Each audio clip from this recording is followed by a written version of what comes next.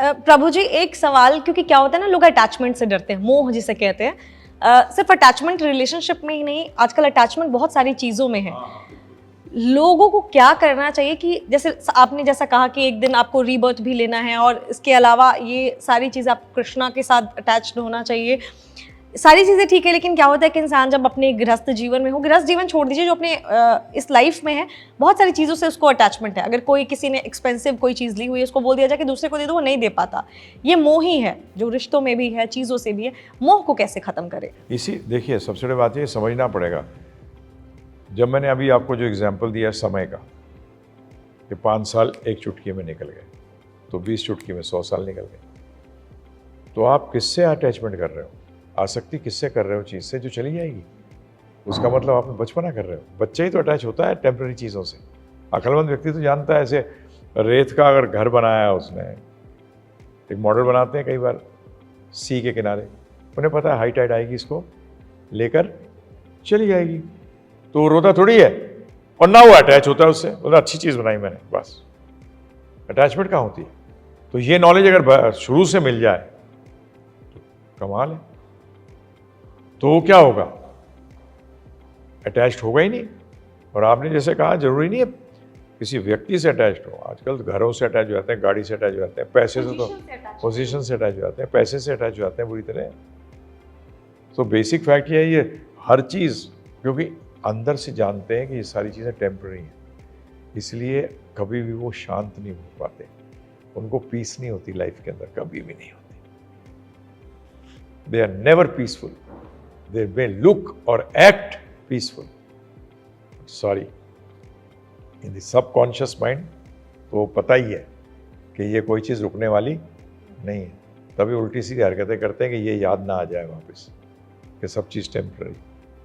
तो ये चीज़ तो वही भगवद गीता के अंदर भगवान भी शुरू में यही बता रहे हैं, understand the nature of this world.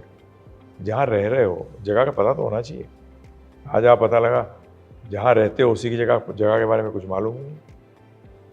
आपने पता लगा कि रह रहे हो हिमालयाज में और गर्म कपड़े हैं नहीं। गर्म कपड़े होने चाहिए, क्योंकि आप लेह लद्दाख में रहो, वहाँ तो 365 दिन ठंड पड़ती है, और आपने नेचर ही नहीं पता आपको जगह का। इसी तरीके से क्या आपको नेचर पता है इस जगह का क्या है? 99% लोगों को पता नहीं। दे आर लिविंग, बस लिविंग फॉर लिविंग, जी रहे हैं बस। तो क्यों जी रहे हो भाई? क्यों इतनी मेहनत कर रहे हो, इतनी चीज़ें इकट्ठी कर रहे हो? अगर ये रुकेंगी क्या?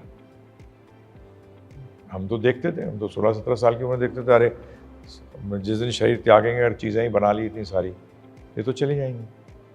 परंतु मैंने कहा ज़ीरो होने के लिए हम इतना काम करते हैं, परंतु जब स्पिरिचुअलिटी में आए तो पता लगा मनुष्य शरीर बनता है, मिलता है हीरो बनने के लिए, ज़ीरो बनने के लिए नहीं मिलता। और वो जब तक आप अपने लिए, अपने आत्मा के लिए कुछ नहीं करते, अपने आप के लिए, तब तक कोई फ़ायदा नहीं है। तो इसलिए ये चीज़ें, they will have to be given this knowledge. और इसको बार बार जब अटैचमेंट आने लगे ना, अटैचमेंट एक बार एकदम गाड़ी थोड़ी हो जाती है। मार्केटिंग का क्या तरीका होता है? बार बार उसको मारते रहो, रिपीटिंग, इतना रिपीट कर देते हैं कि वो सोचता है कि इसके बगैर मैं जी नहीं सकता। देन ही गोज कि ले चाहिए, इस चीज़ में फंस जाता है। तो इसीलिए जब पहली चीज़ ही, जब किसी चीज़ के प्रति ऐसी लगे, तो उसी टाइम अरे अटैचमेंट, ये क्यों भाई? तो बुद्धि से, अटैचमेंट किसका काम है? मन का।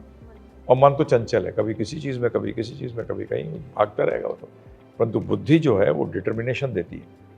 तो थ्रू नॉलेज, जैसी नॉलेज मिल जाती है, तो हमने तो कितने लोगों को देखा है, नॉलेज मिलती है वो ड्यूटी की तरह करते हैं, डिटैच करते हैं। अटैचमेंट भगवान के साथ, भगवान कृष्ण राम जी के साथ अटैचमेंट है।